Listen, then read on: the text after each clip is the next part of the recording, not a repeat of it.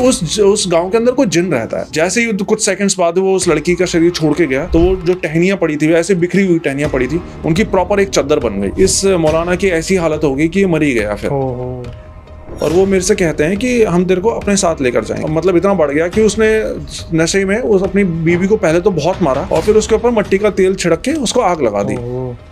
लेकिन उस औरत ने क्या किया, जब वो जल रही थी ना, तो जलते जलते उसने अपने पति को जो मतलब जैसे ये भागी ना, इसको ऐसा लगा जैसे कि पीछे से किसी ने बहुत जोर से इसको जकड़ लिया और बहुत बुरी तरह। अगर ये लेटी होती तो लेटे लेटे उसको ऐसा लगता है कि पूरी इसको नीचे धंस रही है, को दफनाने की कोशिश कर रहा है। कि उस बच्चे की बॉडी के ऊपर ना ऐसे नीले और लाल रंग के पंजों के निशान, मतलब जैसे किसी ने बच्चे को बहुत बुरी तरह दबोचा, और उस बच्चे की डेथ हो चुकी थी उस टाइम पे। इसको अपने भाई की लाश लटकते दिखाई दी।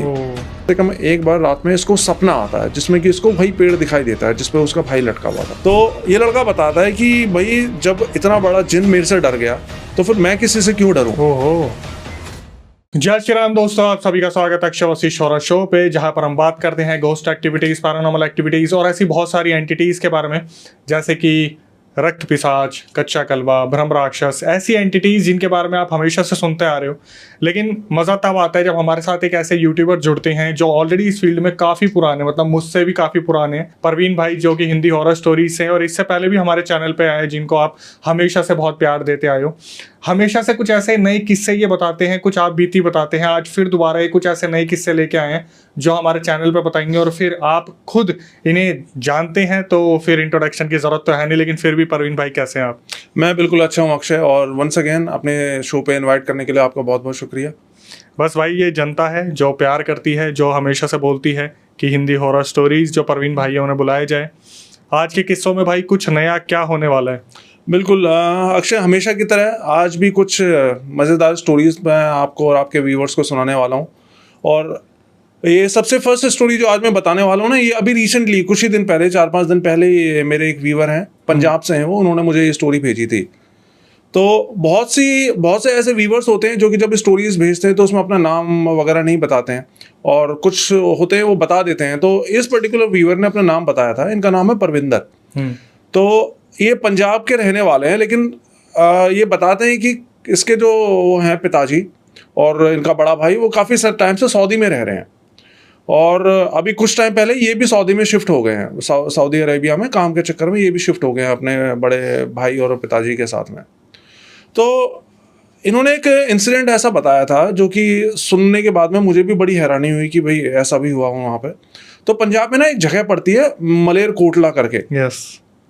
और वो ये बताते हैं कि वो जगह ऐसी है कि वो मतलब मुस्लिम मेजोरिटी एरिया, वहाँ पे मुस्लिम लोग ज़्यादा रहते हैं। और वो जो जगह है ना, उस इनके गांव से वो मलेर कोटला करीब 35-40 किलोमीटर दूर पड़ता है। और उस मलेर कोटला जगह से करीब 7-8 किलोमीटर दूर एक और गांव पड़ता है, जिस गांव के अंदर ये पूरा कुछ इंसिडेंट हुआ था। इन्होंने उस गांव का मेरे को नाम तो बताया, लेकिन नाम बताने के लिए मना करा है। ठीक है। लेकिन मैं इतना बता सकता हूँ, वो गाँव एफ से शुरू होता है, एफ एज इन फादर से शुरू होता है वो गाँव का नाम। तो जो वहाँ के हैं लोग वो तो समझ ही जाएंगे, क्योंकि ये बहुत ही फेमस है उस इलाके का किस्सा। तो ये बताते हैं कि उस गांव के बारे में ना एक चीज़ आसपास के सब इलाकों में बहुत फेमस है, वो ये है कि उस गांव के अंदर कोई जिन रहता है। तो इस लड़के के, मतलब परविंदर के गांव में भी इसके कुछ मुस्लिम दोस्त वगैरह रहते थे, जो कि अक्सर उसको बताया करते थे कि भाई उस गांव में फलाना गांव में एक जिन रहता है, जिसको कि गाँव के सब लोग जानते हैं और सब ने जो है उसके किस्से कहानियाँ सुने हुए हैं। तो जब ये सऊदी वहाँ पे गया, सऊदी अरेबिया में अपने भाई के साथ में, तो इसके भाई का एक फ्रेंड था, वहीं पर ही रहता था उसके साथ में, जो कि इन्हीं के गांव का था, और वो मुस्लिम था। तो इसने अपने उस भाई के फ्रेंड से पूछा कि भैया मैंने सुना है कि उस गांव में एक जिन रहता है, तो आपने भी ये सुना है कि आपको कुछ पता है इस बारे में? तो उसके फ्रेंड ने बताया इसके भाई के कि हाँ मुझे पता है, और मुझे तो सब कुछ पता है उसके बारे में। फिर उसने इसको जो है उस जिन की पूरी कहानी बताई कि असल में कहाँ से आया वो, कैसे क्या हुआ उसके साथ, मतलब जो भी किस्से कहानी है उसकी फेमस हुई, वो कहाँ से उन चीज़ों की शुरुआत हुई।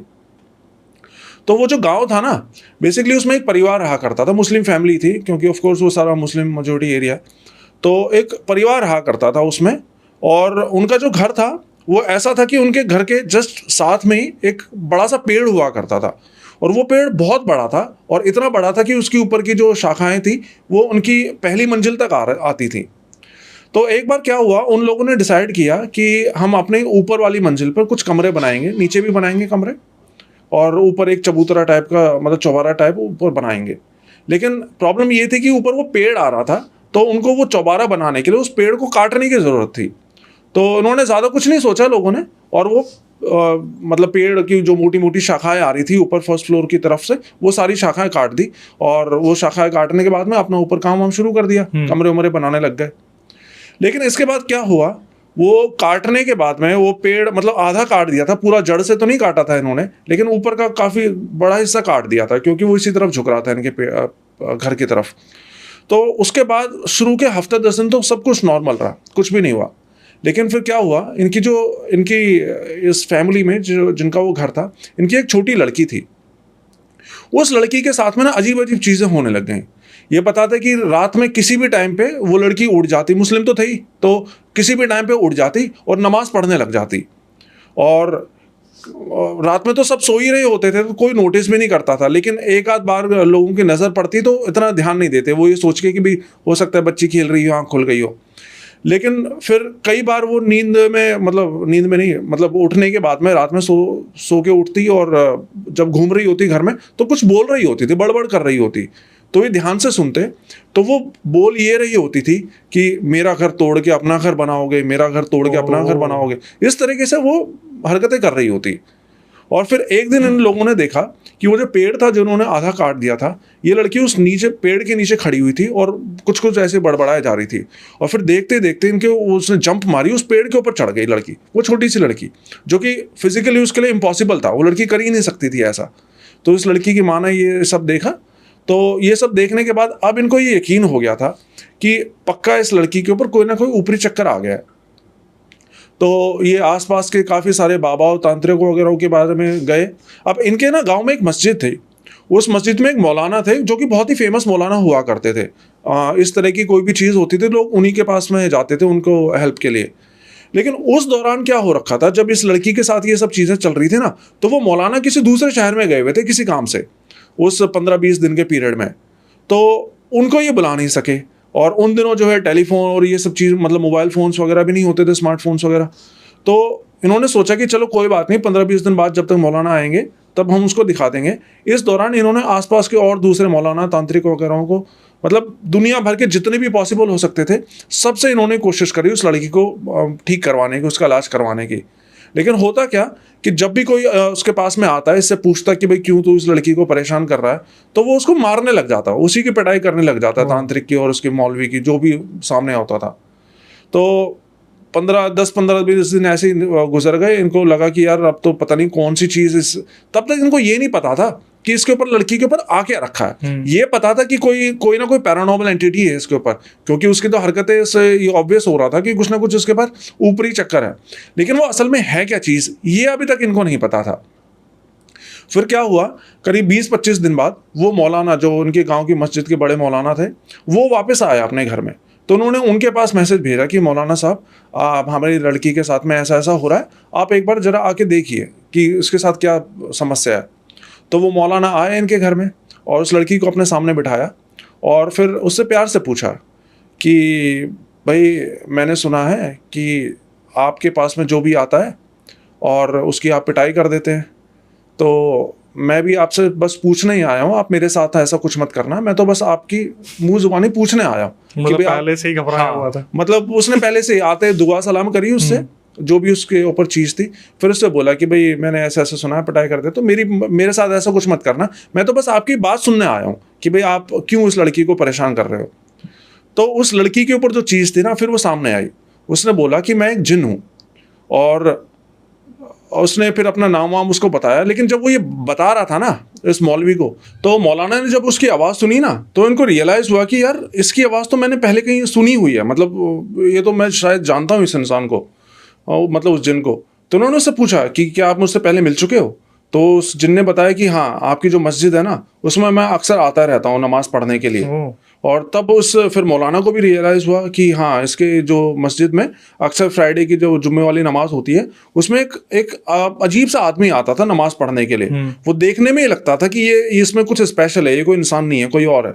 लेकिन फिर वो मौलाना ये सोचता था कि हो सकता है आसपास के किसी दूसरे गाँव का कोई होगा, नमाज पढ़ने के लिए आता होगा। लेकिन उस टाइम पे उसको रियलाइज़ हुआ कि नहीं, ये तो वो जिन था जो इसके ऊपर आता था। फिर उसने उससे पूछा कि भाई आप इस लड़की को क्यों परेशान कर रहे हो? तो फिर उस जिन ने बोला कि मौलाना साहब, मैं इनके घर के सामने जो पेड़ था, मैं उस पेड़ पे रहा करता था, वो पेड़ मेरा घर था, और इन्होंने वो पेड़ कटवा दिया और मेरा घर इन्होंने जो है उजाड़ दिया, मेरा घर उजाड़ दिया। अब इस चीज़ की सज़ा तो इनको मिलेगी। और मौलाना साहब, मैं ये भी जानता हूँ कि आप बहुत नेक दिल इंसान हो, आप लोगों की मदद करते हो, इसलिए मैं आपसे यही बोलूँगा कि आप इस मामले में ना ही पढ़ो तो अच्छा है, क्योंकि इनके किए की सज़ा तो इनको मिल के ही रहेगी। लेकिन फिर मौलाना ने उनसे बोला कि भाई अगर तुम मेरे को जानते हो और मेरी इज्जत करते हो तो तुम एक काम करो, तुम इस लड़की को अभी के अभी छोड़ के चले जाओ। तो वो जिन बोला कि मौलाना साहब, आप ये कैसी बातें कर रहे हो? आप तो नेक दिल इंसान हो और आप जानते हो कि इन्होंने मेरे साथ में गलत किया है, इन्होंने मेरा घर तोड़ा है, और आप इनसे ये बोल भी सकते हो कि मेरे लिए कोई दूसरा घर बना दें, लेकिन फिर भी आप इनसे कुछ नहीं बोल रहे हो। आप उल्टा मेरे को बोल रहे हो कि इस लड़की को छोड़ के चला जा। मैं इस लड़की को छोड़ के नहीं जाऊंगा, अब हमेशा मैं इसी लड़की के ऊपर रहूंगा, क्योंकि इन्होंने जो करा है उसकी सज़ा मैं इनको दे के ही रहूंगा। लेकिन काफ़ी देर तक इन लोगों की फिर चलती रही बहसा बहसी। लास्ट में मौलाना ने से ही बोला कि नहीं, अगर तुम मेरे को मानते हो, अल्लाह को मानते हो, इन सब चीज़ों मेरे को एक इज्जत करते हो, तो तुम्हें इस लड़की को छोड़ना पड़ेगा। तो वो जिन बोलता है कि मौलाना साहब, आपकी उम्र तो हो ही चुकी है, अगर आप कहते हो तो आपकी बात की इज्जत करते हुए मैं इन लोगों को तब तक परेशान नहीं करूंगा जब तक कि आप जिंदा हो। लेकिन एक समय बाद तो आप भी इस दुनिया से चले जाओगे, फिर इनको कौन बचाएगा? तो मौलाना ने फिर इससे वादा लिया कि नहीं, अगर ऐसी बात है तो तेरे को ये वादा करना पड़ेगा कि तू इस लड़की को और इसके परिवार को कभी परेशान नहीं करेगा। मतलब काफ़ी देर तक इन लोगों की आपस में इस तरह की बातें चलती रही। तो जाते जाते जिन जो है इस लड़की को छोड़ने को तैयार हो गया, लेकिन उसने एक बात ये बोली कि मौलाना साहब, मैं इस लड़की को छोड़ तो रहा हूँ और आपसे मैं ये वादा भी करता हूँ कि मैं इस लड़की को और इसके परिवार को कभी परेशान नहीं करूँगा, लेकिन ये जो उन्होंने करा है ना, ये जो मेरे साथ इन्होंने गलत किया है, इसकी सज़ा किसी ना किसी को तो ज़रूर मिलेगी। और इतना कह के वो जाने को तैयार हो गया। लेकिन फिर मौलाना ने पूछा कि अब तुम जा रहे हो तो हमें कैसे पता चलेगा कि तुम चले गए हो? तो उसने बताया कि इनके घर में ये जो छोटी छोटी टहनियाँ सी पड़ी हैं, पेड़ की कटी हुई टहनियाँ, जब मैं जाऊँगा तो इन टहनियों की एक चद्दर बन जाएगी। तो मौलाना बोला ठीक है। इसके बाद जब ये सब कुछ बातें हो रही थी तो आसपास गांव के और भी बहुत सारे लोग खड़े थे, आस पड़ोस के लोग, जो कि ये सब कुछ सुन रहे थे। और फिर जैसा उसने बोला था ना, वैसा ही हुआ। जैसे ही कुछ सेकंड्स बाद वो उस लड़की का शरीर छोड़ के गया तो वो जो टहनियाँ पड़ी थी, वैसे बिखरी हुई टहनियाँ पड़ी थी, उनकी प्रॉपर एक चद्दर बन गई। अब इस घटना के बाद से क्या हुआ कि वो जो लड़की के साथ में ये सब चीज़ें हो रही थी ना, रात में उठ उठ के नमाज पढ़ना, पेड़ के ऊपर कूदना और ये सब चीज़ें, वो सब चीज़ें बंद हो गई। अब लड़की बिल्कुल ठीक हो गई और परिवार भी इनका बिल्कुल नॉर्मल, परिवार में तो वैसे कुछ हो नहीं रहा था, परिवार भी बिल्कुल ठीक ठाक रहने लग गया इनका। और इस बीच इन्होंने ऊपर भी कुछ कमरे बना लिए, चौबारा बना लिया जिसके लिए वो पेड़ काटा था, नीचे भी कुछ कमरे वमरे बना लिए। लेकिन फिर हुआ क्या कि करीब हफ्ते 2 हफ्ते बाद में वो जो मौलाना थे ना, जिन्होंने इस लड़की का इलाज करा था, उनके साथ में अजीब अजीब चीजें होने लग गई। मौलाना के साथ? हाँ, मौलाना के साथ, जो पूरी दुनिया का इलाज करते थे। और उनकी तबीयत खराब होने लगी, बीमार रहने लग गए वो हर समय। और फिर क्या हुआ, 1 महीना 1.5 महीना बाद एक दिन वो अपने घर पे पैर उनका फिसला और वो ज़मीन पे गिर गए, उनके सर पे काफ़ी चोट लग गई। फिर उनको हॉस्पिटल ले जाया गया, हॉस्पिटल में एडमिट रहे 2-3 दिन, फिर थोड़ा ठीक हुए तो वापस फिर उनको घर पे ले आए। लेकिन घर आने के बाद में उनको और दूसरी कई तरह की बीमारियां लग गई। फिर ये बताते हैं कि उस मौलाना को ऐसी बीमारी हो गई थी कि उनके टेस्टिकल्स में पानी भरने लग गया, और जब इतना ज़्यादा पानी भरने लग गया था कि उनको हॉस्पिटल में एडमिट करवाया, तो डॉक्टर्स ने जब उनकी हालत देखी ना, तो डॉक्टर्स को भी यकीन नहीं हो रहा था कि ऐसा कैसे पॉसिबल हो सकता है। वो इतना पानी डेली निकालते थे उनके टेस्टिकल से, लेकिन उतना ही पानी भर जाता था, जो कि पॉसिबल ही नहीं था। डॉक्टर्स भी हैरान थे कि ऐसा कैसे हो रहा है। और कुछ समय बाद तो उनकी हालत ऐसी हो गई थी कि उनके टेस्टिकल्स 1-1 किलो के हो गए थे, और मतलब बहुत, जैसे बोलते हैं ना, गंदी हालत उनकी हो गई थी कि किसी को बताते हुए भी शर्म आया कि ऐसी बीमारी हो रखी है उनको। और एंड में फिर उसके जब ये सब कुछ चलता रहा इनके साथ में, तो इनके घर वालों को थोड़ा सा शक हुआ कि भाई ये सब कुछ क्यों हो रहा है, मतलब कि ऐसा ये नॉर्मल चीज़ें तो है नहीं है, इतनी तो इन लोगों को समझ थी। तो इन्होंने एक और किसी दूसरे मौलाना के से पता करा कि भाई इनके साथ में प्रॉब्लम क्या हो रही है, मतलब क्यों उनको ये सब बीमारियां लगने लग गई हैं अचानक से। तो उस मौलाना ने बताया, दूसरे किसी मौलाना ने, कि वो जो जिस जिन का इन्होंने इलाज करा था ना, उस लड़की के ऊपर से हटाया था, ये वही जिन है जो इनको सजा दे रहा है इनके काम की, क्योंकि उसने इनसे बोला था कि सजा किसी ना किसी को तो ही मिलेगी। अब उनको ये नहीं कर सकता था जिन, क्योंकि उसका वादा कर लिया था, तो वो इससे बदला ले रहा था।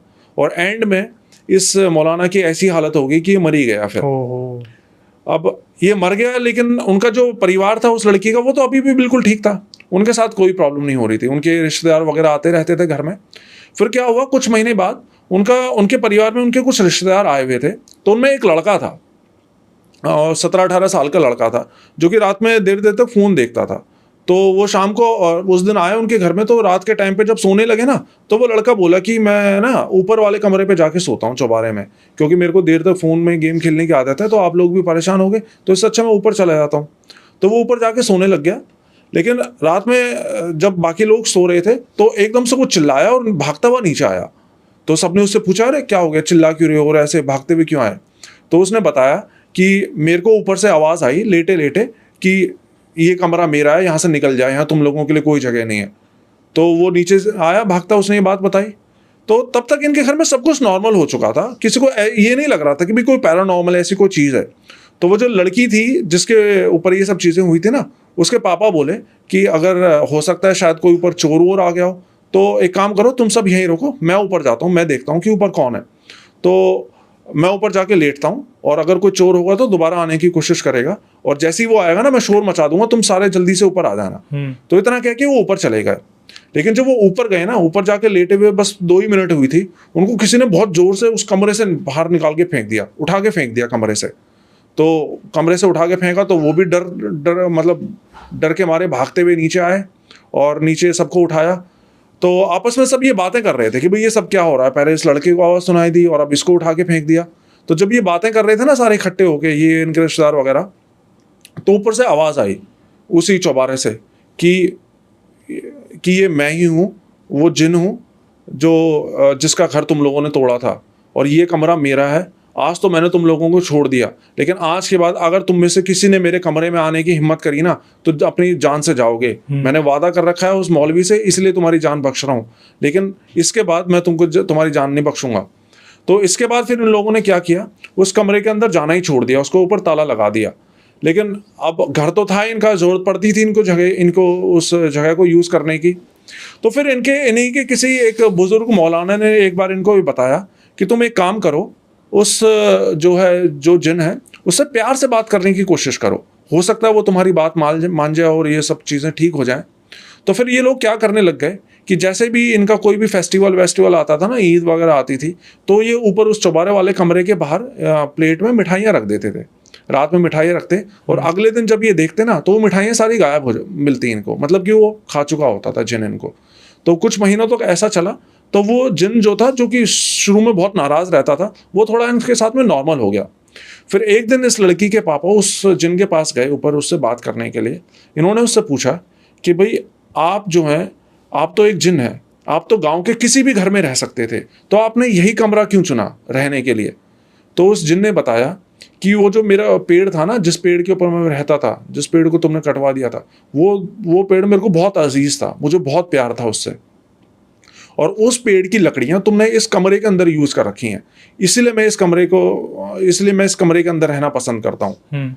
और फिर ये बताते हैं कि वो जो फैमिली थी, पहले तो गरीब सी फैमिली हुआ करती थी, लेकिन अगले कुछ सालों में वो लोग बहुत अमीर बन गए। तो ये थी उस पूरे जिन की स्टोरी, जो कि आसपास के सारे गाँवों में, इलाकों में पूरी फेमस है। तो इसके भैया के दोस्त ने इसको बताई ना, तो इसने अपने भैया के दोस्त से पूछा कि आपको ये सब चीज़ें कैसे पता, मतलब इतनी बारीकी से इतनी डिटेल्स आपको कैसे पता, आप तो उस गांव के भी नहीं हो। तो उसके भैया ने बताया कि उस भैया के दोस्त ने बताया कि वो जो लड़की थी ना, जिसके ऊपर ये जिन आ रखा था, उस लड़की की जो बड़ी बहन है, उससे मेरी शादी हो रखी है, और वो उसी घर की लड़की थी, और वहाँ से मेरे को ये सारी चीज़ें पता चली हैं। और इनका जो घर है ना उसमें आसपास के बहुत से पैरानॉर्मल इन्वेस्टिगेटर्स भी जाते हैं इन्वेस्टिगेशन करने के लिए, लेकिन वो घर वाले उनको पहले ही बोल देते हैं, जिनको भी बोल देते हैं और इसको भी, उनको भी, इन्वेस्टिगेटर्स को भी बोल देते हैं कि आप अपने रिस्क पे जाओ, और उस जिन को भी पहले ही आवाज़ लगा के बोल देते हैं कि ये आ रहे हैं, अगर ये कोई गलती करें तो इनकी सज़ा इन्हीं को दो, हमारा इनसे कोई लेना देना नहीं है। तो उस लड़के ने मेरे को बताया था कि अगर कोई भी इन्वेस्टिगेशन के लिए जाना चाहे तो वहाँ पे जा सकता है, वो इन्वेस्टिगेशन करने देते हैं उनको, लेकिन सिर्फ अपने रिस्क पे। तो ये थी ये पूरी इस मलेरकोटला के इस गाँव की जिन की स्टोरी। बड़ी अजीब सी है वैसे। ये वाली सोचने वाली बात है कि भोग दे दे के ऐसा नहीं लग रहा है जैसे जिन को अपना देवता मान लिया या कुछ आगे भगवान मान लिया और जिन की सहायता से ये परिवार आगे बढ़ रहा है। मेरे ख्याल से अगर इनके साथ में सब कुछ ठीक हो रहा है, कुछ गड़बड़ नहीं हो रही है, उल्टा अच्छा ही हो रहा है, अमीर बन रहे हैं, तो फिर तो भोग में भी क्या ही प्रॉब्लम है।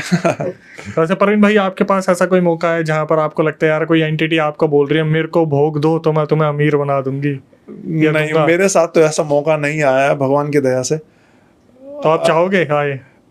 अगर कोई नुकसान ना करे, जैसे इस केस में हुआ, कोई नुकसान ना हो, अच्छा ही हो, तो भोग देने में क्या प्रॉब्लम है? फिर तो 10 बार भोग दे देंगे। वाह।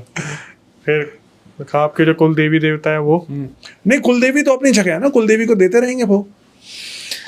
चलो ये भी सही है। वैसे हमारे साथ पहले भी पॉडकास्ट में ऐसे 2-3 किस्से आ चुके हैं जहाँ पर उनका पूरा परिवार भोग दिया करता था, लेकिन ऐसा लगता है जैसे इन सब चीज़ों का ना अंत बहुत बुरा होता है कि वो फैमिली पे कहीं ना कहीं अपना कुछ ना कुछ लेके ही जाते हैं फिर लास्ट में, क्योंकि एट द एंड इनकी भी पीढ़ी कभी तो खत्म होगी।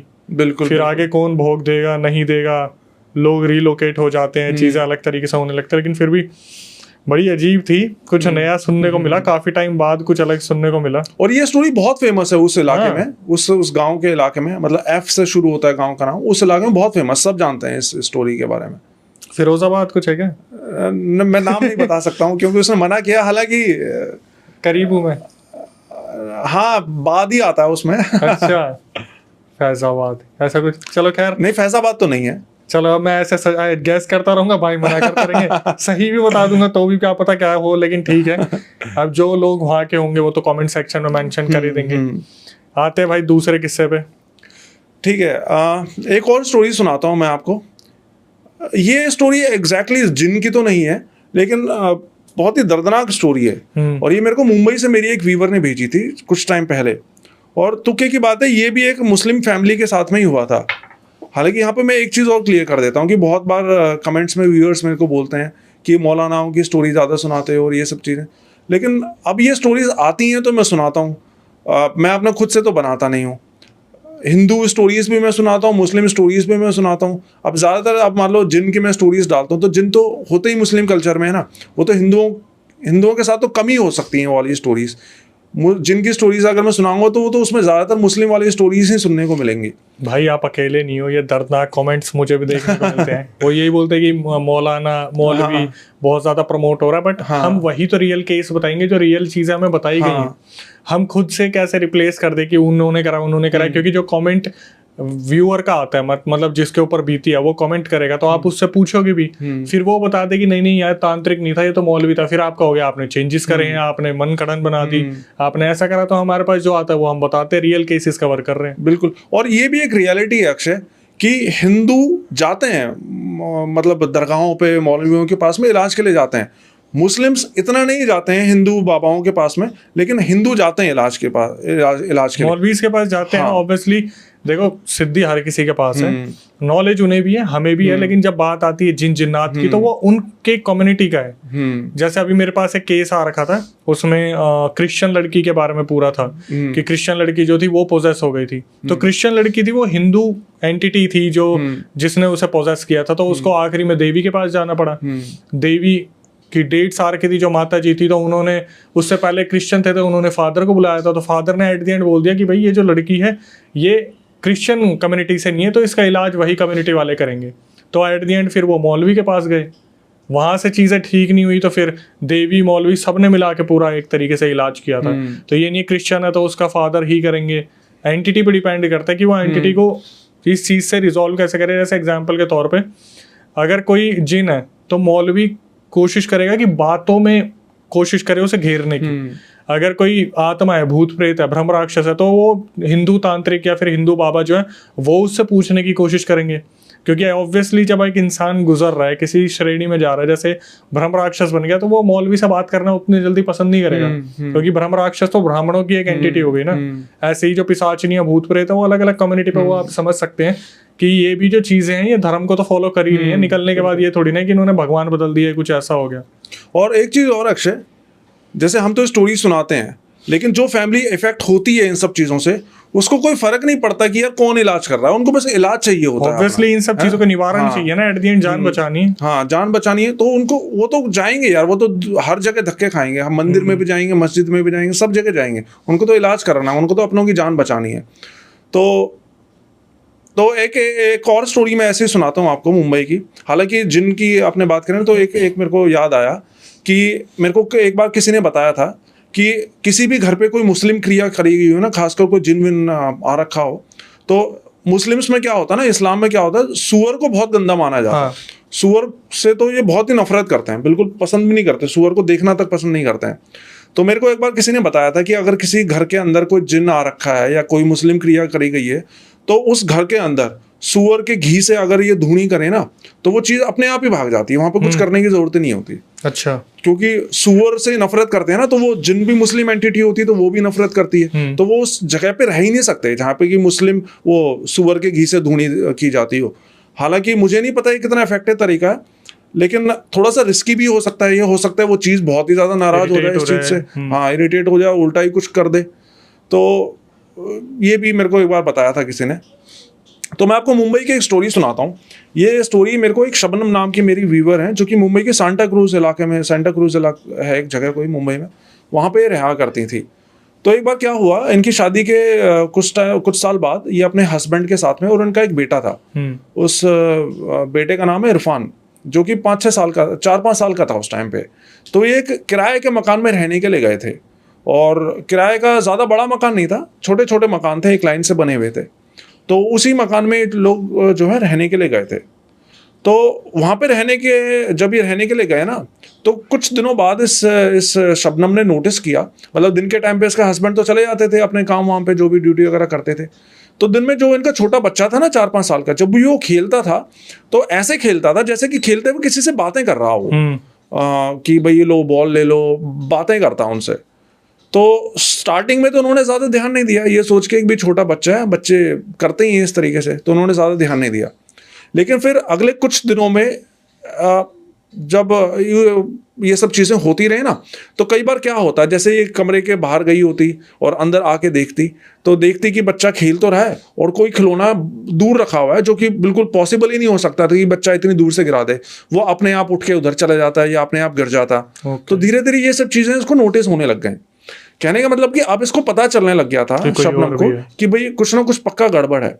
तो अपने बेटे से भी पूछती कि बेटा आप किससे बात करते हो? तो उनका बेटा बताता कि मैं एक आंटी अंकल से बात करता हूँ, और वो मेरे से कहते हैं कि हम तेरे को अपने साथ लेकर जाएंगे, तो हमें बहुत अच्छा लगता है। तो अब स्टार्टिंग में जब ये नए आए थे, तब तो आस पड़ोस के लोग जानते नहीं थे, ये किसी की यारी दोस्ती नहीं थी इनकी। लेकिन फिर अगले 15-20 दिन, महीने बाद आस पड़ोस की लेडीज से भी इसकी दोस्ती हो गई।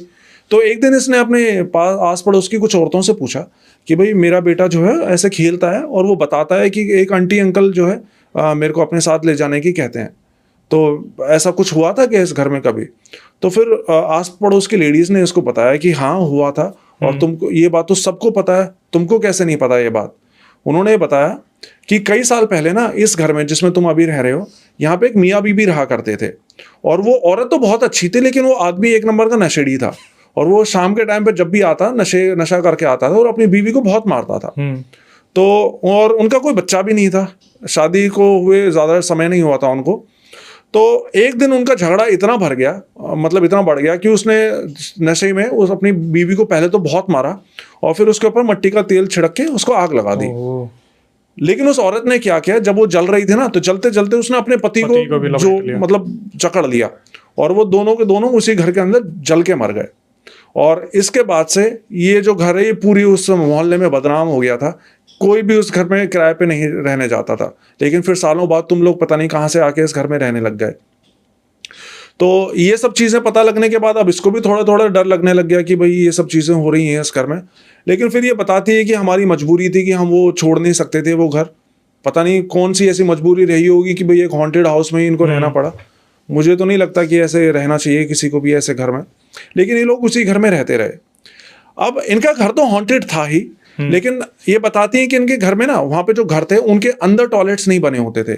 वहां पे बाहर ही एक ही गली का एक कॉमन टॉयलेट बना होता था, मतलब लाइन से 2-3 टॉयलेट बने होते मतलब थे। चौल टाइप का एरिया था। हाँ, इसी टाइप का चौल, बताया तो नहीं है इन्होंने, लेकिन वो चौल ही मेरे को लगता है कि चौल ही रही होगी कोई वो। तो लाइन से 2-3 टॉयलेट्स हुआ करते थे। अब वहां पे जो टॉयलेट थी ना, वो टॉयलेट भी हॉन्टेड टॉयलेट थी। वहां पे रात में कोई भी 10 साढ़े 10 बजे के बाद में वहां पे अकेले नहीं जाता था। अगर रात में किसी को जरूरत भी होती थी ना टॉयलेट यूज करने के लिए, तो 3-4 लोग इकट्ठे होके ही वहां पे जाते थे। लेकिन तब तक इसको ये बात नहीं पता थी, लड़की को, मतलब इस शबनम को जिसने स्टोरी भेजी है, कि वो टॉयलेट भी हॉन्टेड है। घर का तो पता चल गया था इसको, लेकिन टॉयलेट का अभी भी नहीं पता था इसको। तो एक रात इसको ऐसी जरूरत हुई टॉयलेट जाने की, तो 11:30-12 बजे का टाइम होगा, तो इस टॉयलेट की तरफ जाने लग गई। अब ये बाहर तो बिल्कुल अंधेरा ही था। तो जब ये उस टॉयलेट के सामने पहुंची ना, तो उसने देखा कि टॉयलेट के जस्ट बाहर एक बूढ़ी औरत बैठी हुई है। तो इसको लगा कि हो सकता है बुढ़िया किसी का वेट कर रही हो आने का, या शायद वैसे ही बैठी हो। तो उसने बस देखा और उसको इग्नोर करके अंदर टॉयलेट में चली गई और अपना टॉयलेट यूज कर ली। फिर कुछ 2-3 मिनट बाद अंदर से आई तो देखा कि वो बुढ़िया अभी भी वहीं पर ही बैठी हुई है। तो उसको थोड़ा सा लगा कि भाई शायद हो सकता है बुढ़िया उठ ना पा रही हो या अंदर टॉयलेट के लिए ना जा पा रही हो। तो उसने उससे पूछा कि अम्मा क्या हुआ आपको, आप किसी का इंतजार कर रहे हो, आपको टॉयलेट यूज करना है क्या, आप बोलो तो मैं आपको अंदर बिठा देती हूँ। लेकिन उस बुढ़िया ने कोई जवाब नहीं दिया। तो उसने फिर से कुछ सेकंड्स बाद फिर से उससे पूछा कि अम्मा आपको मेरी बात सुन रही है, आप ठीक हो ना। लेकिन जैसे ही उसने इस बार बोला ना, तो वो जो टॉयलेट का दरवाजा था वो जोर जोर से यूं भड़ करने लग गया। तो एक तो रात का टाइम था, आसपास कोई भी नहीं था, और इसके दिमाग में तो वो भूतिया चीजें वैसी चल रही थी। तो ये तो देख के उसमें डर गई और वहां से भागने लगी।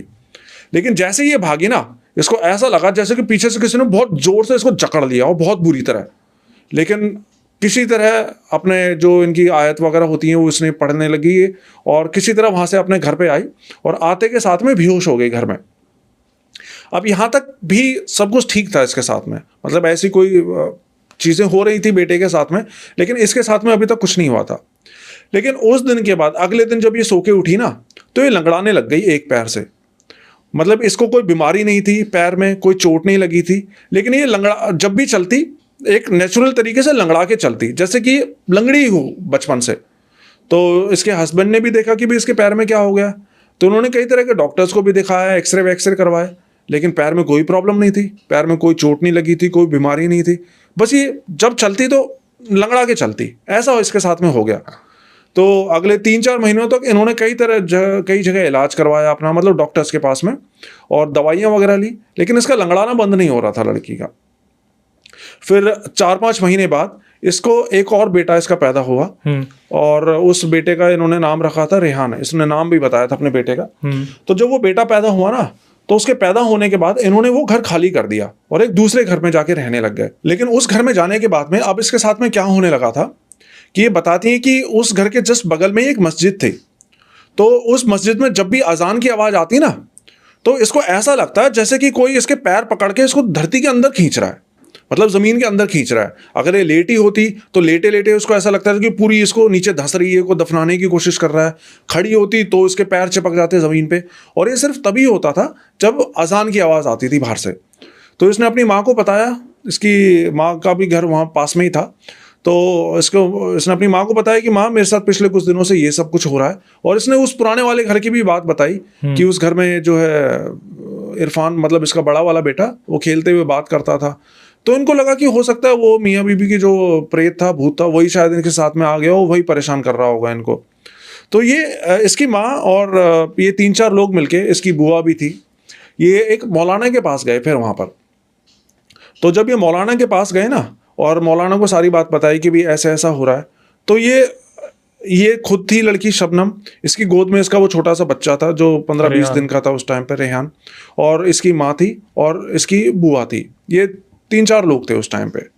तो जब ये उसके पास गए मौलाना के पास में, तो मौलाना ने उनको देखा। मौलाना बोला कि नहीं तुम्हारे साथ तो सब कुछ ठीक है। और इतना बोल के इसने उससे शबनम से बोला कि तुम एक काम करो, तुम बाहर चले जाओ। और इतना बोल के बाहर भेज दिया कि नहीं सब कुछ ठीक है तुम्हारे साथ में, तुम बाहर जाके वेट करो। फिर इसकी अब अंदर इसकी माँ और बुआ थी सिर्फ। तो इसकी मौलवी ने इसकी माँ और बुआ को बताया कि मैंने उसको बाहर भेज दिया है, क्योंकि मैं जो बात आपको बताने वाला हूँ वो मैं उसके सामने नहीं बोल सकता था। तो उसने, इसकी माँ ने पूछा कि उसके सामने, किसके सामने? तो उसने बोला उस बच्चे के सामने जो उसने अपनी गोद में ले रखा था, क्योंकि वो बच्चा बहुत ध्यान से बात सुन रहा था हमारी। और रेहान, हाँ। तो उसकी माँ, मतलब उस बच्चे की नानी, वो गुस्सा हो गई कि मौलवी साहब अभी क्या बात कर रहे हो, वो तो 15-20 दिन का छोटा बच्चा है, आप उसको शैतान बोल रहे हो कि वो शैतान है। वो कह रहे कि हाँ, वो बच्चा शैतान नहीं है, उसके ऊपर शैतान आ रखा है, और ये वही शैतान है जो कि पहले आपकी लड़की के ऊपर आ रखा था और उसको मारने की कोशिश कर रहा था, लेकिन अब ये इस बच्चे के ऊपर आ गया और इस बच्चे को मारना चाहता है। और मैं उसके सामने ये बात नहीं बोल सकता था, क्योंकि वो ध्यान से हमारी सारी बातें सुन रहा था।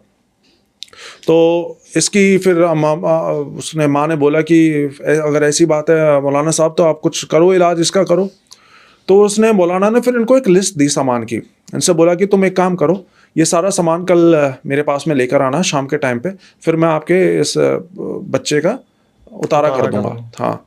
तो उसके बाद ये सब चले गए। अब ये सब बच्चे, ये सारी बातें उस बच्चे ने नहीं सुनी थी, और ये अपना वहाँ से घर जाने लगे, पैदल पैदल रास्ता था।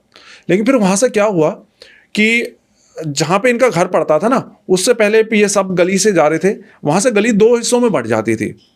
तो इसकी बुआ जो थी, जो कि पीछे पीछे चल रही थी ना, आगे आगे ये सारे एक गली से चले गए, लेकिन इसकी बुआ जो इनके साथ साथ चल रही थी, वो उस गली से ना आके दूसरी वाली गली से आई इनके घर में। तो इनको भी थोड़ा अजीब लगा कि भाई बुआ दूसरी गली से क्यों चली गई। तो घर आने के बाद में इन्होंने अपनी बुआ से पूछा कि आप तो हमारे साथ ही थे, फिर आपने दूसरे मतलब रास्ता क्यों बदल लिया, दूसरे रास्ते से क्यों चले गए? तो इसकी बुआ ने बताया कि असल में जब मैं आ रही थी ना तुम्हारे पीछे पीछे, तो मेरे को शबनम के पीछे एक मोटा सा तगड़ा सा आदमी चलता दिखाई दिया। उसने लुंगी पहनी हुई थी और वो एक पैर से लंगड़ा के चल रहा था। और वो देखते मैं समझ गई कि ये कुछ ऊपरी चीज़ है, इसलिए मैं वहाँ से हट गई और ये देखने के लिए कि कहाँ तक तुम्हारे पीछे जाता है। और वो मैंने देखा कि वो तुम्हारे पीछे पीछे तुम्हारे घर के अंदर तक आया और अंदर जाके टॉयलेट के अंदर चला गया। क्या बात है। तो अब ये सारी बातें सुनने के बाद तो ये सब भी घबरा गए कि भाई ऐसा ऐसा इनके साथ में, मतलब वो चीज़ जो भी थी, जो लंगड़ा के चलती थी ना इतने टाइम से, वो असल में वो चीज़ थी जो इसके साथ में जुड़ी हुई थी। वो लंगड़ा, अब पता नहीं वो क्या था, भूत था, प्रेत था, क्या था, लेकिन वो लंगड़ा जो था उसकी वजह से वो लड़की भी लंगड़ा के चलती थी, और अब वो चीज़ उस छोटे बच्चे के ऊपर आ गई थी। फिर अगले दिन जो है, इसकी माँ बाजार गई सामान वामान लेने के लिए, जो भी उस मौलवी ने बताया था। लेकिन जब ये बाजार गई ना, तो ये बताते हैं कि इसकी माँ को ऐसा हो गया जैसे कि उनकी याददाश्त ही चली गई हो, उनको कुछ याद ही नहीं रहा। वो बाजार में जाके सोच रही है कि मैं यहाँ पे किस लिए आई थी, उसको याद ही नहीं कि मैं तो सामान लेने आई थी, मेरे को मौलवी के पास जाना है। लेकिन फिर जैसे तैसे उन्होंने अपने जो भी आयत वगैरह होती हैं, आयतुल कुर्सी पढ़ी उसने मन ही मन में, और तब जाके उसको याद आया कि अच्छा मेरे को तो ये सब सामान वामान लेना था। और फिर उसने जल्दी से सामान खरीदा। लेकिन सामान खरीद के जैसे ही वो वहाँ से निकलने लगी बाजार से, एकदम से एक गाड़ी आके, मतलब बाल बच गई उसका एक्सीडेंट होने से, बहुत ही बुरा एक्सीडेंट होने से बाल बच गई। उसके बाद जैसे तैसे ये लोग उस मौलवी के पास में पहुंचे, और मौलवी ने उस सारे सामान वामान से इस बच्चे का उतारा कर दिया, और उतारा करके इनको बोल दिया कि भाई अब सब कुछ ठीक है, आप लोग घर चले जाओ। तो ये लोग भी खुश हो गए कि चलो अब तो बच्चा ठीक हो गया, उतारा हो गया, अब सब कुछ ठीक है, अब कोई प्रॉब्लम नहीं होगी। लेकिन फिर उसी रात को ना, रात में 12 साढ़े 12 बजे के करीब, ये बताती है शबनम कि रात में सब लोग सो रहे थे और वो छोटा बच्चा इसी के बगल में ही सो रहा था। लेकिन रात में सोते सोते एकदम से वो बच्चा बहुत जोर जोर से रोने लग गया, मतलब ऐसी चीखें मार मार के रो रहा जैसे उसको बहुत तकलीफ हो रही हो। लेकिन इन लोगों की हालत ऐसी हो रखी थी कि इनको उस बच्चे की आवाज़ तो सुनाई दे रही थी, लेकिन ये अपनी बॉडी नहीं हिला पा रहे थे, मतलब उठ के उस बच्चे को देख नहीं पा रहे थे कि वो बच्चे के साथ में क्या प्रॉब्लम हो रही है, क्यों रो रहा है, उसको भूख लगी है, क्या क्या चक्कर। ये बस पूरी रात ऐसे जैसे कि नशे में पड़े हों, पूरी रात लेटे रहे, दब गए। हाँ, पूरी रात बस लेटे रहे, और ऐसे ही चलता रहा पूरी रात। फिर सुबह जब ये सो के उठे, सुबह तक इनको होश ही नहीं था कि भाई रात में क्या हुआ है क्या नहीं, इनको कुछ भी याद नहीं था कि रात में बच्चा रो रहा था, वो चीख रहा था, चिल्ला रहा था। फिर उन्होंने सुबह उठ के देखा, बच्चे के ऊपर से चादर हटाई, तो देखा कि उस बच्चे की बॉडी के ऊपर ना ऐसे नीले और लाल रंग के पंजों के निशान, मतलब उंगलियों के निशान थे, पंजों के नहीं, खून नहीं निकल रहा था, लेकिन नील सा जैसा पड़ जाता ना, उस तरीके निशान आ रखे थे, जैसे किसी ने बच्चे को बहुत बुरी तरह दबोचा, और उस बच्चे की डेथ हो चुकी थी उस टाइम पे। फिर ये दोबारा से उस मौलाना के पास गए कि मौलाना साहब, आपने तो बोला था कि बच्चे का उतारा मैंने कर दिया और ये सब कुछ, बच्चा बिल्कुल ठीक है, तो ये सब कैसे हो गया? तो मौलाना ने बताया कि जो मैंने उतारा किया था वो मैंने उस औरत और आदमी का करा था, मतलब उन पति पत्नी का उतारा किया था, मैंने इस आदमी का उतारा नहीं किया था। और ये जो बच्चे की जान ली है ये इस लंगड़े आदमी ने ली है। और मेरे ख्याल से तो शायद उस मौलाना ने झूठ बोला होगा इस बात पे, क्योंकि वो जो औरत आदमी थे वो तो थे ही नहीं इस बच्चे के ऊपर यहाँ पे, तो उनका तो उतारा करने का कोई मतलब ही नहीं होता। मेरे ख्याल से उसने कोशिश करी होगी इसी आदमी का उतारा करने के लिए, लेकिन शायद वो कर नहीं पाया होगा। भारी पड़ गया। हाँ, वो भारी पड़ गई वो जो भी चीज़ थी। हालांकि मेरे को लगता है ये जो चीज़ थी ना, वो लुंगी पहन के चल रहा था वहाँ पे जब उसकी बुआ ने देखा था, और तगड़ा सा था, लंगड़ा रहा था। तो एक स्टोरी मेरे पास में और भी आई थी जिसमें वो एक जिन था कि जो कि रात के टाइम पे लुंगी पहन के आता था। तो हो सकता है शायद ये किसी तरह का कोई जिन रहा हो, क्योंकि ये वहीं से पीछे लगा था उस टॉयलेट वाली जगह से जब ये टॉयलेट में गई थी। तो जिन में भी एक तरह के खास ऐसे जिन होते हैं जो कि टॉयलेट में ही रहना पसंद करते हैं, गंदे जिन, खबीस होते हैं। तो उस दिन भी इसकी बुआ ने जब देखा था, जब वो इसके घर में आया था लंगड़ाते हुए, वो टॉयलेट के अंदर ही घुस गया था, और वो लगा भी इसके पीछे टॉयलेट से ही था। तो मुझे लगता है शायद वो कोई नॉर्मल प्रेत नहीं था, वो जिन था। इस वजह से शायद वो मौलवी भी उसको उतार नहीं पाया होगा, और एंड में फिर उस बच्चे की जान ही चली गई। उसके बाद फिर इनके साथ में सब कुछ नॉर्मल हो गया। बड़ा अजीब सी भाई, आज तो कहाँ से क्या लेके आए हो समझ नहीं आ रहा ये। लेकिन सही में ये एक अजीब ही चीज़ है ना कि एक मासूम सी जान जो ना बयां कर सकता ना बता सकता, और उनके पीछे अगर एंटिटीज इस तरीके से पड़ जाए तो लेके जाना कितना इजी हो जाता है। क्योंकि एक इंसान तो बता सकता है लेकिन बच्चा तो बोल भी नहीं सकता उसके साथ हो क्या रहा है। और सोचने के बाद उस छोटे से मासूम बच्चे की जान लेके उसको क्या मिला होगा, उसने क्या बिगाड़ा था ये तो खैर बच्चों की जान लेके तो अपनी ताकत ही बढ़ाते हैं, उम्र बढ़ाते हैं, चीज़ें बढ़ाते हैं, जैसे चुड़ैल डायन करती है। लेकिन अब जनता बताएगी अगर वो इस मुंबई की लोकेशन के बारे में कभी कुछ सुना हो, और इस लंगड़े मोटे जिन के बारे में अगर सुना हो जो लुंगी बांध के चलता है। आते हैं हम अगले किस्से पे। ठीक है, अब मैं आपको एक दिल्ली का किस्सा सुनाता हूँ। एक स्टोरी है जो मुझे दिल्ली से अभी कुछ टाइम पहले भेजी थी मेरे व्यूवर ने। तो दिल्ली में एक जगह पड़ती है नजफगढ़। तो ये ना 1990s की बात है। तो ये लड़का बताता है कि मतलब आज की डेट में तो नजफगढ़ बहुत डेवलप हो चुका है, बहुत वहाँ पे प्रॉपर्टी के रेट भी बहुत हाई हो चुके हैं। लेकिन 1990s में ना, लेट 80s में, अर्ली 90s में वो इतना डेवलप नहीं था। वो बिल्कुल गांव हुआ करता था, ज़मीन भी बहुत सस्ती थी, कुछ भी नहीं, डेवलपमेंट नहीं हुआ था, बाहर लाइटें वाइटें कुछ नहीं हुआ करती थी। तो वहीं पर ही ये इस लड़के के पिताजी और ये सब इनकी पूरी फैमिली रहा करती थी। इसके पापा भी उन दिनों ज़्यादा बड़े नहीं थे, उनकी शादी भी नहीं हुई थी उस टाइम पे। तो इनकी फैमिली में इसके पापा, उसके चाचा और इसके दादा दादी रहा करते थे। ये 4 लोग रहा करते थे। तो एक बार क्या हुआ, सब कुछ नॉर्मल चल रहा था, लेकिन फिर अचानक से इसके जो चाचा थे ना, उनकी तबीयत खराब होना शुरू हो गई। वो ऐसा हो गया था कि कुछ भी खाते के साथ में उनको उल्टी हो जाती, या तो भूख नहीं लगती, या लगती कुछ खाते तो भूख एकदम से उल्टी हो जाती। और उन्होंने दुनिया भर के डॉक्टर्स को भी दिखाया, लेकिन किसी तरह से कहीं से भी कोई इलाज नहीं हो पा रहा था इसके चाचा का, जिसने स्टोरी भेजी है ना, इसके चाचा का। और उसके चाचा तब ज़्यादा उम्र नहीं थी, कम ही उम्र के थे, वो 8-10 साल का ही थे उसके चाचा।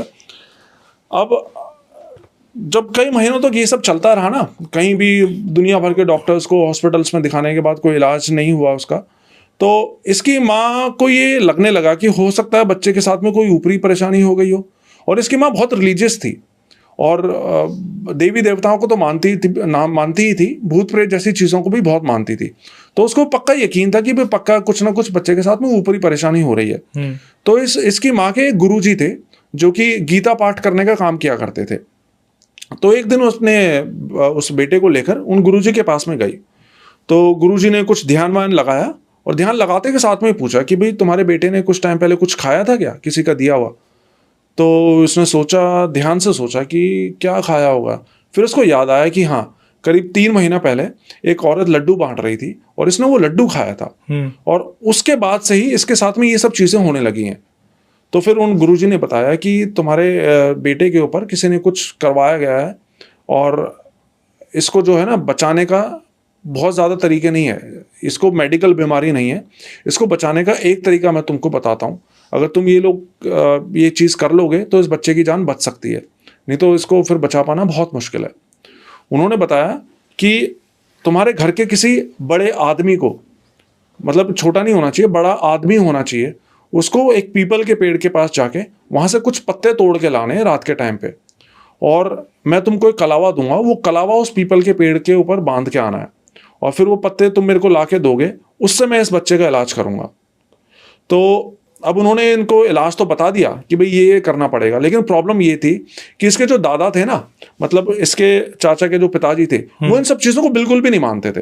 बल्कि जब भी इसकी दादी इस तरह की बातें उनसे करती तो वो और उसकी दादी को डांटने लग जाता है कि तू पागल हो गई, ये सब चीज़ें, ये सब बातें घर में मत करा कर, ये सब कुछ नहीं होता। तो वो बिल्कुल भी नहीं मानते थे। तो अब घर में ये किसी आदमी को ही करना था, तो अब आ गए इसके पापा, क्योंकि पापा इसके चाचा से बड़े थे, तो और इसके चाचा के अलावा अब वही इकलौते मर्द थे। तो खुद भी वो छोटे ही थे, 14-15 साल की उनकी उम्र थी, लेकिन अपने छोटे भाई को बचाने के लिए वो ये काम करने को तैयार हो गए। लेकिन एक चीज़ और इसके जो गुरुजी थे उन्होंने ये बताई थी कि जब तुम ये काम करने जाओगे ना, तो तुमको किसी भी हालत में पीछे मुड़ के नहीं देखना है। चाहे तुमको कैसी भी आवाज़ आए, कुछ भी दिखाई दे, कोई भी बोले, चाहे तुम्हारा कोई घर का ही क्यों ना हो, लेकिन तुमको पीछे मुड़ के नहीं देखना तुमको। और जो तुम पत्ते वहां से लेकर आओगे ना, उनमें कोई भी पत्ता नीचे पड़ा हुआ नहीं होना चाहिए, और जो पेड़ से भी तोड़ोगे उनमें से भी कोई भी पत्ता अखंडित नहीं होना चाहिए, मतलब फटा हुआ नहीं होना चाहिए पत्ता, साबुत पत्ते होने चाहिए। तो इसकी माँ ने सब कुछ समझाया इस अपने बेटे को, मतलब इस लड़के के पापा को जिसने ये स्टोरी भेजी है, कि भाई तुम्हें पीछे मुड़ के नहीं देखना है, नीचे पड़े हुए पत्ते नहीं उठाने हैं, और आते समय उस पर कलावा बांध के आना है पीपल के पेड़ पे। तो ना चाहते हुए भी वो अपने भाई को बचाने के लिए इसके पापा तैयार हो गए।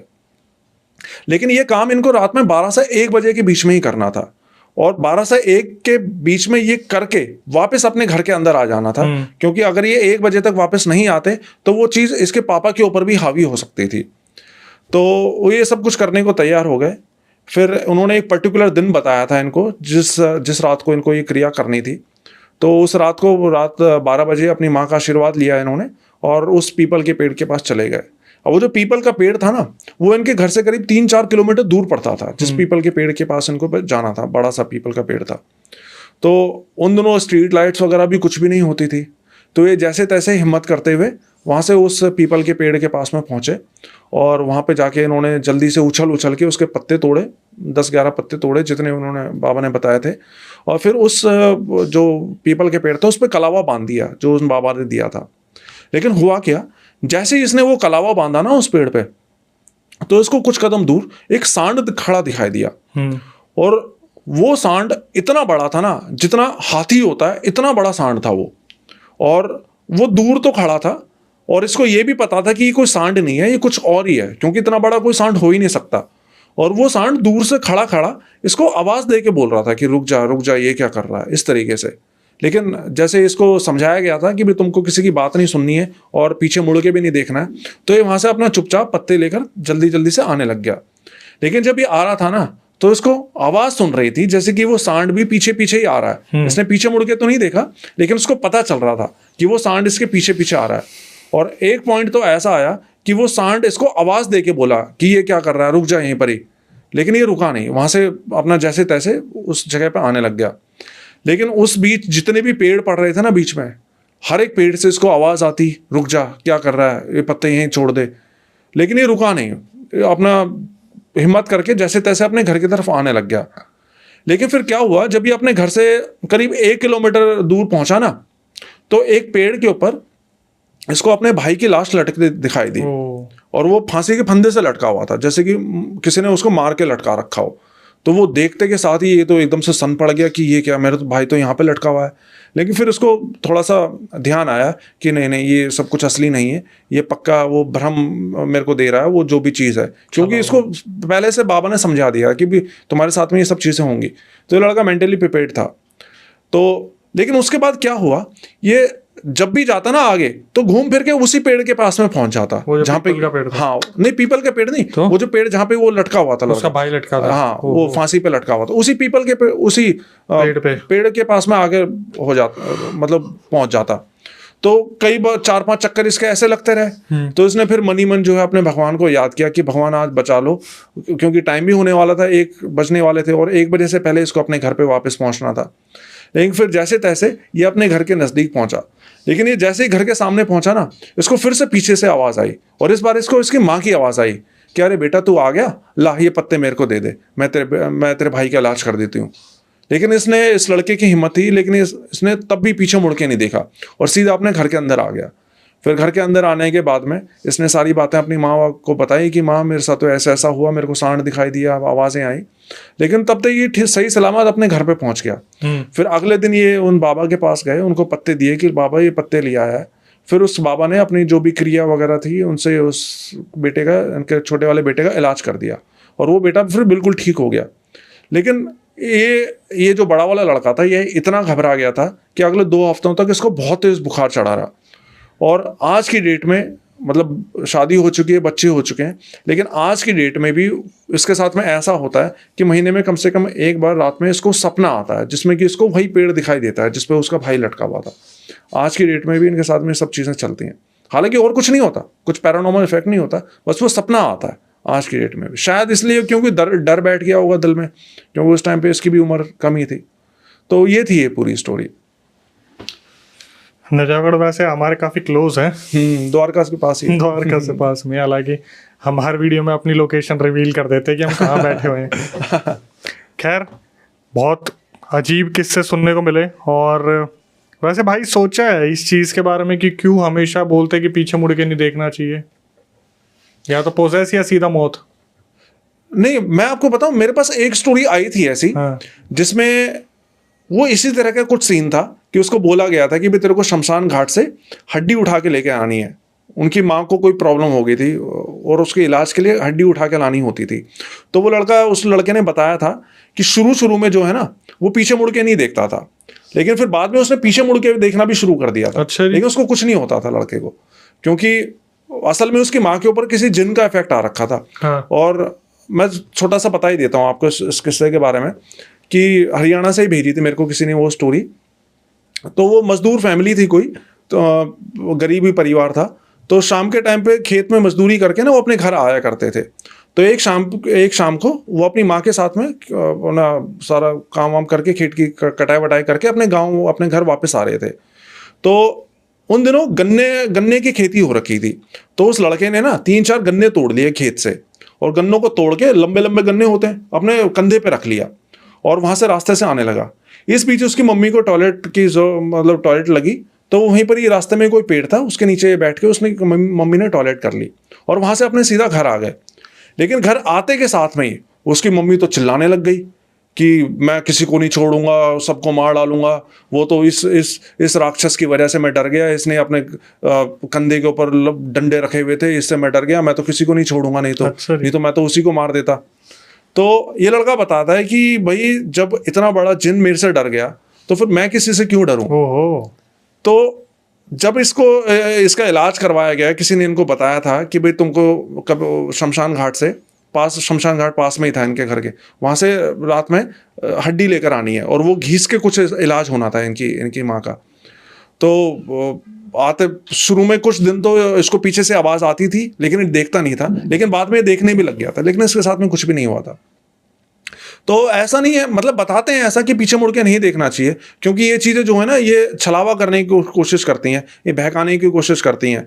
और मेरे ख्याल से ऐसा होता भी होगा कि इन चीज़ों की बातों में आके अगर हम पीछे मुड़ के देख लेते हैं, इनसे बातें कर लेते हैं, तो फिर ये फंसा लेती हैं अपने जाल में। फिर मेरे ख्याल से तो ऐसा ही होता है, क्योंकि इनके पास पावर्स होती है ना वो सारी पास्ट वगैरह देखने की। हाँ। तो कोई भी आपका एक लूप होल बस पकड़ा जाए, वहीं से आप कन्विंस हो सकते हो। एक मौका दे दिया आपने इनसे बात करके, या इनकी आंखों में देख के, या इनकी तरफ देख के पीछे पलट के, तो फिर आप फंस गए इनके जाल में। मेरे पास एक किस्सा आया था जहां पर उस लड़के ने बस ऐसे देखा तो वहीं उसके थप्पड़ टिका, वहीं बेहोश। अच्छा। सुबह घर पे कोई और उठा के लेके आया था। खैर भाई, ज़बरदस्त नए किस्से परवीन भाई लेके आए और बहुत मज़ा आया। खास करके वो जो पीक पॉइंट था वो मेरे लिए काफ़ी डरावना था, जहाँ पे आपने बोला कि मौलवी बता रहा था कि वो बच्चा ध्यान से सुन रहा था। एक 12-15 साल का बच्चा, 12-15 दिन का बच्चा चीज़ें सुन रहा है। मैं इमेजिन कर रहा हूँ वो कैसा लग रहा होगा। आप भी इमेजिन करो अगर आप इस टाइम पे देख रहे हो और कोई बच्चा आपके बगल में बैठा हो। हालांकि मेरा डराने का ऐसा कोई मुद्दा नहीं था, लेकिन बस आपको पता चल रहा है कि छुप के आपकी कोई बातें सुन रहा है। इसके बाद यही कहूँगा कि भाई परवीन भाई का इंस्टाग्राम और यूट्यूब दोनों मेंशन है डिस्क्रिप्शन में, और हमेशा से ये कोशिश हमारी रहती है कि परवीन भाई को हम जल्दी जल्दी बुलाएं, क्योंकि आप कमेंट सेक्शन में भी काफ़ी प्यार देते हैं, वैसे भी काफ़ी प्यार देते हैं। तो नए व्यूवर जो हमारे चैनल पे आए हैं भाई, परवीन भाई की ऑडियंस, हमारी ऑडियंस, चैनल को सब्सक्राइब कर ले, और हमारी ऑडियंस भी पहुंचे फटाफट परवीन भाई के चैनल पे, जो कि ऑलरेडी पहुंच चुकी होगी। इसके बाद यही कहूँगा कि हमेशा से हमारी ये कोशिश रही है कि आपके सामने कुछ गेस्ट और सब्सक्राइबर लेके आएँ। तो सब्सक्राइबर की जब बात चल रही है तो हमारे चैनल की यूएसपी है भाई, आप लोग भी आ सकते हो अगर आपको लगता है कि आपके पास कोई ऐसा किस्सा है जो आपके साथ बीता हो, आपके रिलेटिव्स के साथ बीता हो, तो वो आप आके कैमरे पे बता सकते हो। उसकी प्रक्रिया मैं आपको बताता हूँ। स्क्रीन डिस्क्रिप्शन पे एक नंबर दिख रहा होगा, उस पर पूरा रियल इंसिडेंट रिकॉर्ड करके भेज दो और मेंशन कर दो भाई हम पॉडकास्ट में आना चाहते हैं, दिल्ली में हमारा सेंटर है, टीम एक बार रिकॉर्डिंग को रिव्यू करेगी, उसके बाद आपको बुलाया जाएगा। कैमरे के सामने हम बैठेंगे और कुछ ऐसे ही मुद्दे छेड़ेंगे जहाँ से जनता को कुछ सीखने को मिले। इसके बाद कभी आपके साथ कोई पैरानॉर्मल इंसिडेंट हुआ हो तो आप उसे रिकॉर्ड करके भेज सकते हैं, मैं अक्षय वशिष्ठ उसे नरेट करूंगा अपनी आवाज़ में। प्रक्रिया सेम है, स्क्रीन डिस्क्रिप्शन पर नंबर है। इंस्टाग्राम यूट्यूब को इसी तरीके से प्यार देते रहिए, और फेसबुक पे अभी हम अवेलेबल नहीं है। अगर आप किसी फेसबुक पेज पे इस स्टोरी को सुन रहे हैं, इस पॉडकास्ट को सुन रहे हैं, दैट मीन्स कि ये एक फेक पेज है। जितनी जल्दी हो सके इसे अभी अनफॉलो कर दीजिए। कभी भी कोई स्कैम हो सकता है, आपके साथ नहीं किसी और के साथ, उस चीज़ की हम गारंटी नहीं लेते हैं। जितना ज़्यादा हो सके घर परिवार में प्यार बना के रखिए, अपने करीबी जितने भी लोग हैं उनको सिखाते रहिए, बताते रहिए, हमारी वीडियोस को शेयर करते रहिए। और आखिरी में आके यही कहूँगा, नई वीडियो नए पॉडकास्ट आने तक stay tuned with the channel.